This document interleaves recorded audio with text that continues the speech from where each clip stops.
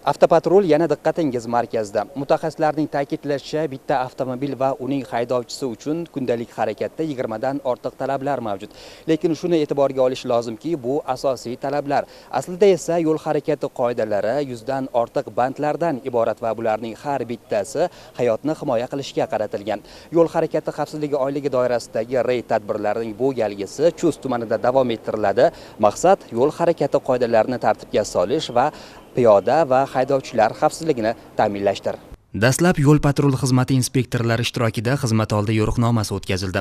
Unda reyd jarayoniga jalb etilgan xodimlarga harakat ishtirokchilari bilan xushmuomalada bo'lish, tirbandliklarning oldini olish, tartibsizlik va qoidabuzarliklarga keskin choralar ko'rish bo'yicha bir qator vazifalar belgilab berildi.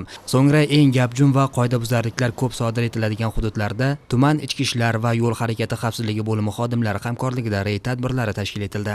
Hujjatlaringizni tekshirish maqsadida to'xtatyapman. Sizda hozir shunda tonirovkangiz muddati 1 oy o'tib ketganligi aniqlanyapti, to'g'rimi? Ha, to'g'ri. Mana endi qachon o'tganini tugagan, to'g'ri.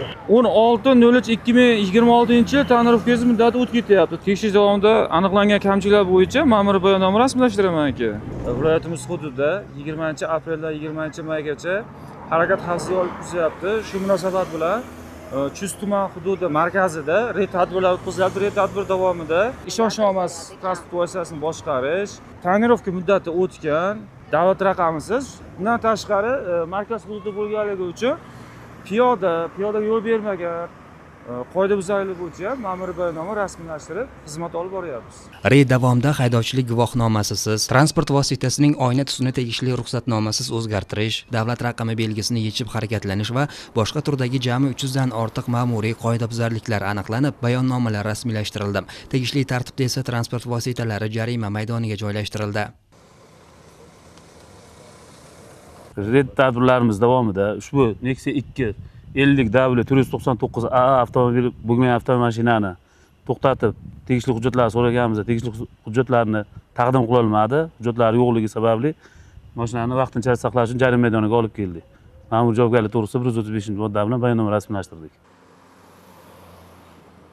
Tadbir davomida hurmatli haydovchimizni, Cobalt uzun avtomashina haydovchisini to'xtatyapmiz. Haydovchimiz avtotransportni boshqarish jarayonida davlat raqam belgisi harakatdan kelyaptilar.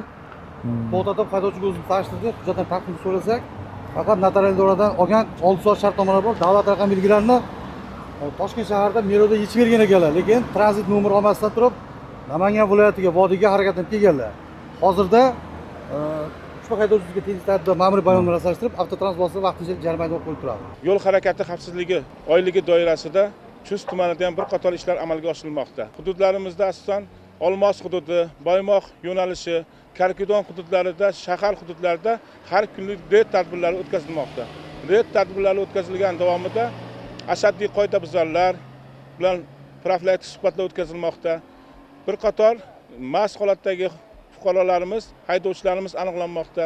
Hujjatsiz yurgan, transport boshqarayotgan haydovchilar aniqlanmoqda.